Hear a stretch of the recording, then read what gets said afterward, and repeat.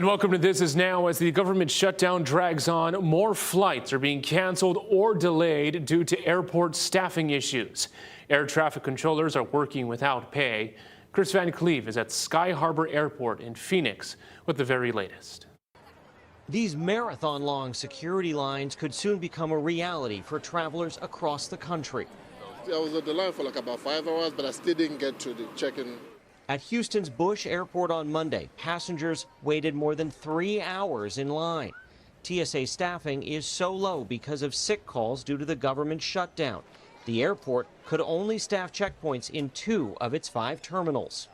Former New Hampshire Governor Chris Sununu runs the trade association representing the nation's airlines. You're looking at an exponential problem, a real gridlock problem, if these folks don't get their act together in Washington. How concerned are you today about the Thanksgiving holiday? Extremely. Nationally, the issue is air traffic control staffing. Sick calls have surged since controllers missed a paycheck last week, affecting at least 8 facilities on Monday and delaying flights at major airports, including Austin and in Dallas. Former NTSB Chair Robert Sumwalt. We've got air traffic controllers and technicians that are not being paid, and certainly that's got to put an additional strain on an already stressful job. Also under pressure, tens of millions of Americans who rely on the government for food assistance. After a court order, the Trump administration says it will tap into a contingency fund to cover 50% of SNAP benefits for November. Democrats slammed the reduced payments, saying Republicans are weaponizing hunger. This is an intentional, vicious choice that Donald Trump and Republicans are making. And not a single American should go hungry. But Republicans claim President Trump's hands are tied. He wants SNAP to be done, but he doesn't see the mechanism to do it. It's unclear when the Trump administration will resume the SNAP benefits. The administration says logistical challenges in some states could delay them by weeks, potentially months. At airports, the airlines say more than 3 million flyers have already experienced delays or cancellations because of air traffic control staffing related to the shutdown. Chris Van Cleve, CBS News, Phoenix. Here at home, Hawaii state libraries are collecting non-perishable food for food banks. The Kokua Food Drive is accepting donations at all public libraries except Lahaina, Wahiawa, and Kaneohe. That is 50 locations across the 6 islands through this Friday. Look for a full list of participating libraries and times on hawaiinewsnow.com. Well, new at noon, another traffic-related fatality on Oahu, this time on a city bus. Happened at around 5 this morning. Police say the bus was heading eastbound on Kamehameha Highway in the Halawa area when a 57-year-old male passenger fell from his seat and was unresponsive. He was rushed to a nearby hospital in critical condition where he was pronounced dead. We've reached out to police for more info on how or why he fell, and it does not appear speed, drugs, or alcohol played a role. HPD says this is the 73rd traffic death of the year. Reaction is pouring in after the death of former Vice President Dick Cheney, who passed away from complications of pneumonia and cardiac and vascular disease. Bradley Blackburn reports. The flags above the White House were lowered to half-staff in honor of former Vice President Dick Cheney. I know the president is aware of the former vice president's passing. Cheney helped shape Republican politics for decades, but following the January 6th assault on the Capitol, he and his family became sharp critics of President Trump. He tried to steal the last election using lies and violence to keep himself in power. That earned him admiration from many Democrats, including Congresswoman and New Jersey governor candidate Mikey Sherrill. At that time, when it really mattered the most, he stood up, and I really respected that. At the Capitol, Republican House Speaker Mike Johnson praised Cheney's lifetime of service. Scripture is very clear. We give honor where honor is due, and someone who gave their life, loved their country, loved serving their country in so many capacities. In a statement, former President George W. Bush said he counted on his running mate for his honest, forthright counsel, and he never failed to give his best. Cheney's family said he was a great and good man who taught his children and grandchildren to love our country and to live lives of courage, honor, love, kindness, and fly fishing. Cheney's career was defined by September 11th and the War on Terror, greatly expanding the vice president's role in the White House. You know, for most of American history, vice presidents were irrelevant. But when we think of a powerful vice president, when we think of a partner in governing, Dick Cheney is the one that comes to mind. Dick Cheney was 84 years old. Bradley Blackburn, CBS News, New York. The unexpected death of a Maui County council member may delay the potential phase-out of thousands of vacation rentals. Kahului Councilwoman Tasha Kama died 9 days ago. Yesterday, a special meeting was held to start the process to fill her seat. Kama was the head of the Housing and Land Use Committee, where the controversial Bill 9 was heard. It was drafted by the mayor in the wake of the fires to phase out about 7,000 vacation rentals in hopes to provide long-term housing. It was scheduled to be heard next week. Yesterday, the chair said it will be pushed back, upsetting some council members. I know you don't support Bill 9. I know you've been undermining all of it all this time. So just schedule it. You know what? When we all recess. On November. We will recess and recess and recess. And stick to this agenda, period. In the end, council members did come to an agreement to start the process of filling the Kahului council seat. Until then, Bill 9 will wait. New prices for Obamacare health insurance policies have thousands of Hawaii residents feeling the stress of being caught in the middle of the government shutdown and health care debate. Daryl Hoff has the details.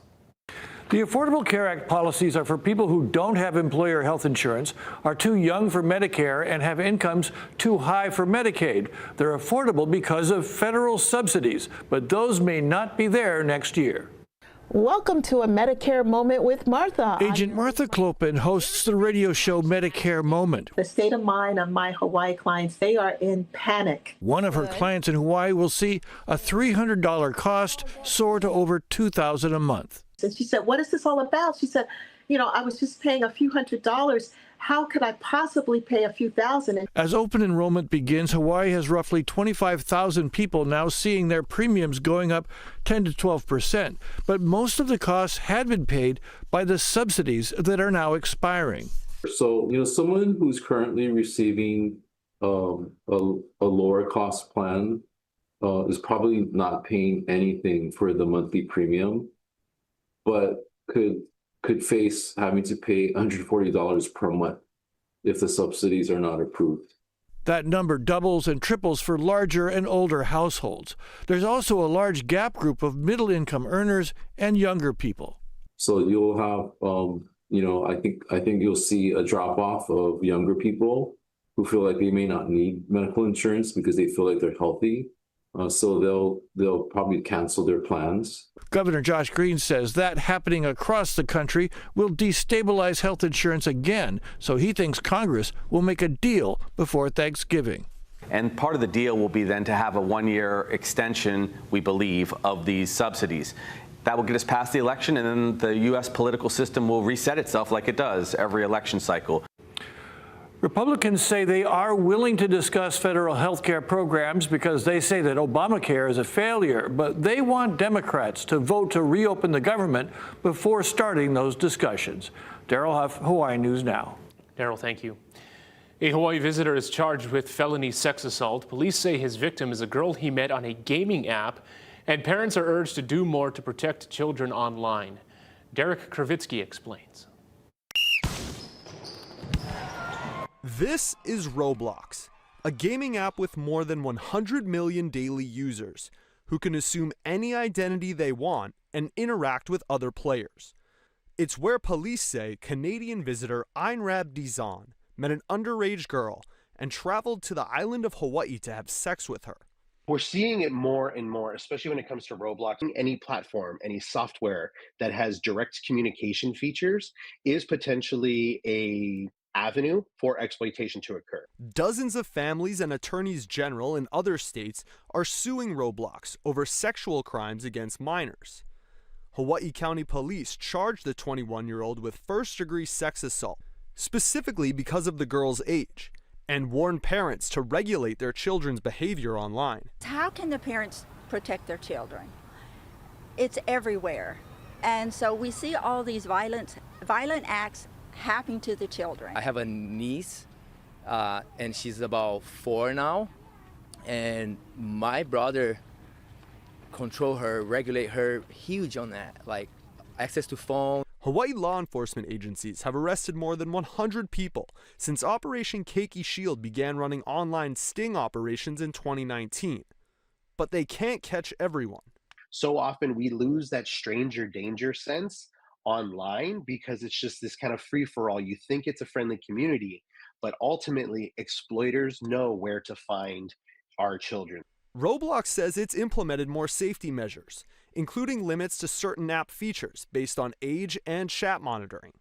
We take every case of harm extremely seriously. Any platform of our size, it draws bad actors, and our job is to do the best that we possibly can to prevent anything from happening on our platform and to report those situations as quickly as possible. The Hawaii Police Department also urges parents to set screen time limits, use site trackers to monitor what kids are seeing, and have conversations that build trust.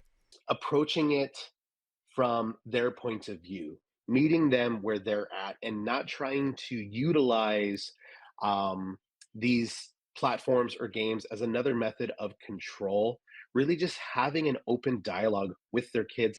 Meantime, Dizon's bail was set at $250,000. He's due back in court on Wednesday. Derek Kravitsky, Hawaii News Now.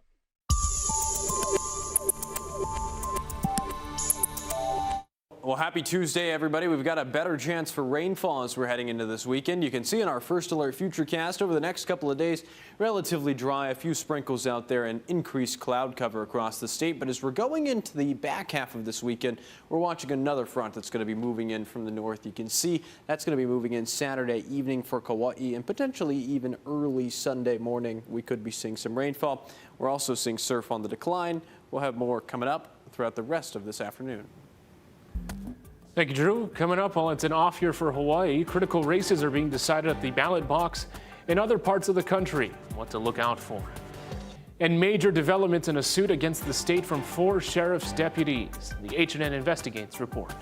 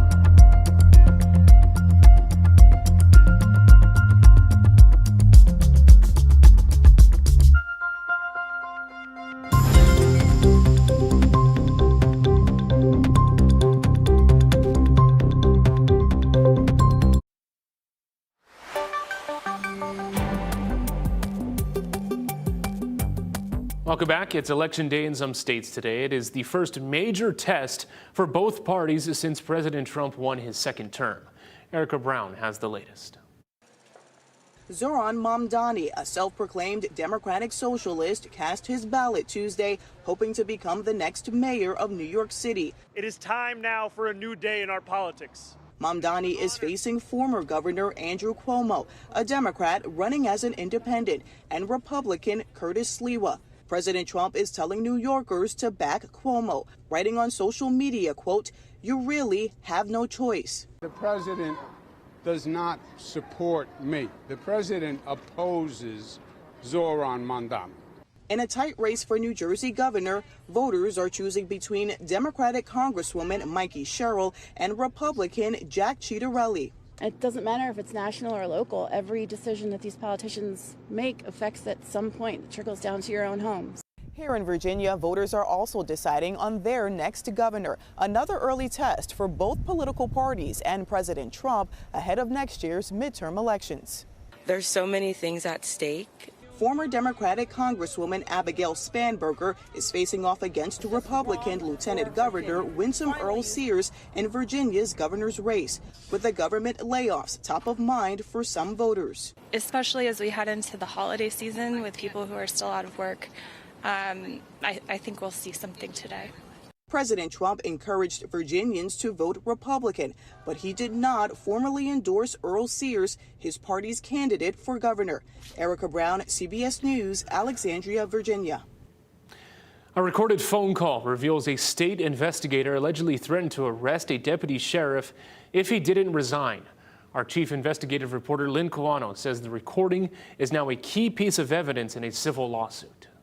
The recording implies more deputies were going to be booked for harassment with approval from the highest state office. Hey, brother, thanks for calling me back. Hey, Wayne, what's up? A recorded phone call between Wayne Ibarra, the head of criminal investigations for the Department of Law Enforcement, and a deputy who we are not naming is now evidence against Ibarra and Jordan Lowe, the former DLE director. Both are being sued for arresting 4 of their own last year on harassment claims. The attorney for the deputies say this should have been an internal human resources investigation, not a criminal case. Jordan Lowe and Wayne Ibarra were going around exercising their authority against innocent deputy sheriffs and either threatening them to arrest them or actually arresting them. Ibarra tells the man on the phone that Lieutenant Mike Oakland will also be arrested if he doesn't retire. Oakland is a witness against Ibarra and Lowe in a separate civil lawsuit. If anybody that's going to be held accountable, the only person that's still working with us is Mike Oakland. So all of the attention will be directed towards him. That's what I'm saying. The problem with that is there was zero basis to arrest Oakland, none whatsoever. He would have been overstepping his boundaries and abusing his power again by arresting another innocent victim. Oakland is married to former state lawmaker Suzanne Chun Oakland. Ibarra brings up her resume but insists the arrests have higher approval from the governor's office. I know his wife was a 20-year senator, and 6 years prior to that as a representative. It's the political push is above it's the cabinet level to institute this thing. So before you call it, just got off the phone with the Gov office and get ready to move on this thing. The governor's office denies that, saying in a statement they had no involvement in the personnel matter discussed in the recording. The lawsuit alleges Ibarra and Lowe abused the process and inflicted emotional distress by arresting the 4 deputies who were never charged with any crimes. Cal says the arrests were done to intimidate their critics and discredit claims that DLE wasn't taking harassment allegations seriously. Frankly, the people who are involved in those kind of conduct should never be in law enforcement. They put a black mark on law enforcement because that's not how law enforcement should operate. Lowe stepped down as DLE director in January. I'm Lynn Kawano, Hawaii News Now. I'll give you a look outside right now from our tower cam on this Tuesday. We'll have your full forecast after the break.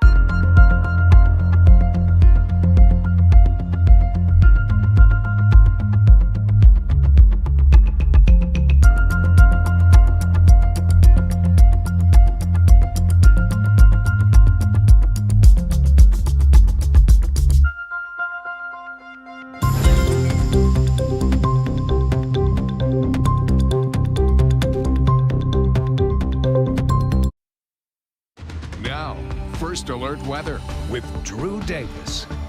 Well, happy Tuesday, everybody. Here's what we're tracking in our First Alert Weather headlines. We've got windward showers out there. Leeward area is going to be mostly dry going forward over the next couple of days. Lighter trades on Thursday and Friday, all ahead of an approaching front that's going to be moving in this weekend, giving us a better chance for some showers. Some of them may be heavy. Here's the next 3 days, Wednesday, Thursday, and Friday. Partly sunny skies expected on Wednesday, mostly sunny out there on Thursday, and also mostly sunny on Friday. Let's break down your island-by-island forecast today on Kauai. Morning showers are likely out there, waking up around 72 to 73 degrees across the island. 86 for a high temperature in town today, partly sunny out there, spotty showers, mostly in the morning. Moving over to Maui County, 82 in Kaunakakai tomorrow, 78 in Lanai City, 88 in Kahului, and then 86 in Kihei. Kailua Kona around 86 as well, and your low temperature around 75 degrees. That's also true for tomorrow morning. 83 in Hilo, scattered showers out there and partly sunny. The northern portions of Hawaii Island will be seeing breezy conditions, closer to some wind gusts getting closer to 30 miles per hour. The thing we're watching as we're heading into this weekend is another front that's going to be developing off to the north of the island chain. You can see that moving in as we're going into Friday, Saturday, and Sunday, giving us a better chance for some rainfall out there. Weather models like this tend to struggle on how far south the front is going to move, so we're going to continue to fine-tune the details over the next few days. Our surf and shoreline forecast for this afternoon: north-facing shores around 7 to 10, west-facing shores around 3 to 5, east-facing shores also dropping around 4 to 6. You can see in our First Alert windcast as we're going forward, somewhat breezy conditions as we're going into Wednesday afternoon, and also true for Thursday. Winds will be getting a little bit weaker as we're going into Thursday evening and Friday. Our 7-day forecast right now: Tuesday, Wednesday, and Thursday. Weaker trades expected as we're going to the back half of this week. Right now we have Sunday and Monday highlighted in red as that front's going to be moving in, giving us a better chance for some showers. For more information, you can always go online to hawaiinewsnow.com. Still to come, city crews have found a winner for this year's Honolulu Hale Christmas tree. We'll take you to the harvesting of a 55-foot pine.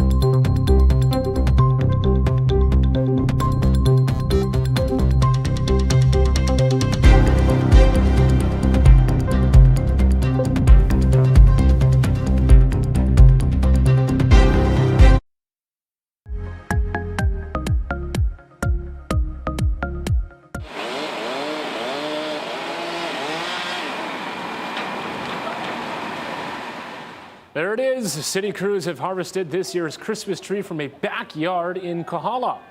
The 55-foot tall cook pine has been towering over the home at Farmers Road and Ulumaika Street for at least 40 years. It will be the centerpiece of Honolulu City Lights. We planted the tree when I was a kid, and it was sometime in the 80s. I don't know the exact year. Well, I actually called the city and just to see if they would be interested, and then they send a team out to, check out the tree, and they decided it could work. So it's very exciting. The tree lighting is set for Saturday, November 29th. Well, the so-called Christmas creep has already begun. How early is too early to get into the holiday spirit? Maggie Vespa explains. Honey, hold on. It's only November 1st, okay? It's Christmas!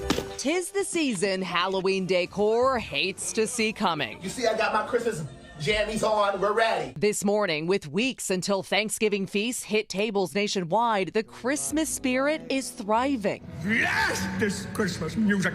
Radio stations coast to coast already cranking Christmas tunes.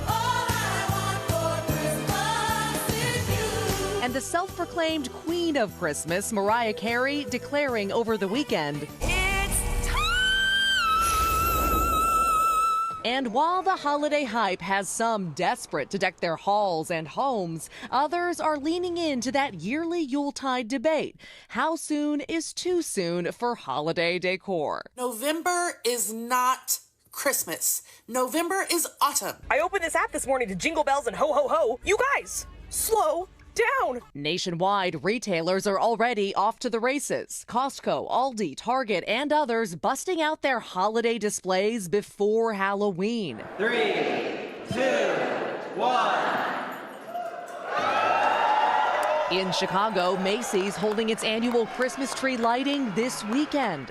The National Retail Federation finding 42% of shoppers planned to begin browsing and buying for the holiday season before November. Many saying they hope to avoid the stress of last-minute shopping.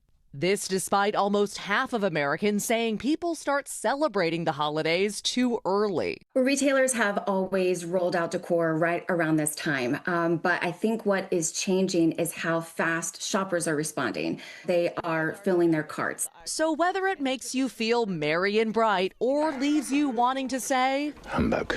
It seems that increasingly early start to the holiday season may be here.